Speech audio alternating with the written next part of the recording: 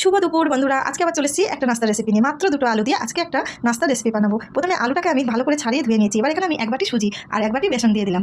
এবারের মধ্যে আমি পরিমাণ মতো লবণ দিয়ে দিলাম, আর দিয়ে দেবো এখানে একটু জোয়ান, আর দিয়ে দিচ্ছি একটু জিরের গুঁড়ো, আর দিয়ে দিচ্ছি একটু গরম মশলা, আর এখানে দেবো 1 চামচ আমচুর পাউডার। এবার এটা দিয়ে ভালো করে আমি এটাকে মিশিয়ে নেবো।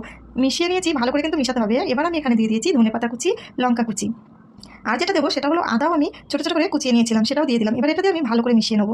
যেহেতু এর মধ্যে বেসন দেওয়া আছে, যেন গোটা গোটা থাকে না। এবার আমি এটাকে 10 মিনিট রেখে দিয়েছিলাম। এদিকে একটা কড়াই নিয়ে নিয়েছি, কড়াইয়ের মধ্যে কড়াইটা গরম হয়ে গেছে, দিয়ে দিয়েছি আমি রিফাইন তেল, আর দিয়েছি একটু জিরে ফোড়নের জন্য। এবার আগে থেকে যে ব্যাটারটা বানিয়ে রেখেছিলাম সেটা দিয়ে ভালো করে নাড়াচাড়া করে মিশিয়ে নেবো। এবার এর মধ্যে আমি দিয়ে দিচ্ছি একটা ভাজা মশলা বানিয়ে রেখেছিলাম, জিরে, ধনে গুঁড়ো, লঙ্কা, এগুলো শুকনো খোলায় ভেজে আমি এটাকে পেস্ট বানিয়ে নিয়েছিলাম। এবার এটা নামিয়ে এইভাবে একটা শেপ বানিয়ে আমি 10 মিনিট রেখে দিয়েছিলাম। এবার 10 মিনিট পর আমি এটাকে পিস পিস করে কেটে নিয়েছি। আর এদিকে একটা কড়াই নিয়ে নিয়েছি, কড়াইতে রিফাইন তেল দিয়েছি, তেলটা গরম হয়ে গেছে। এর মধ্যে আমি দিয়ে দিচ্ছি এবার আগে থেকে যে পিস পিস করে কেটে রেখেছিলাম সেগুলো। এবার এপিট ওপিট করে লাল লাল করে ভেজে নেবো। তো রেডি হয়ে গেল আজকে আর আমার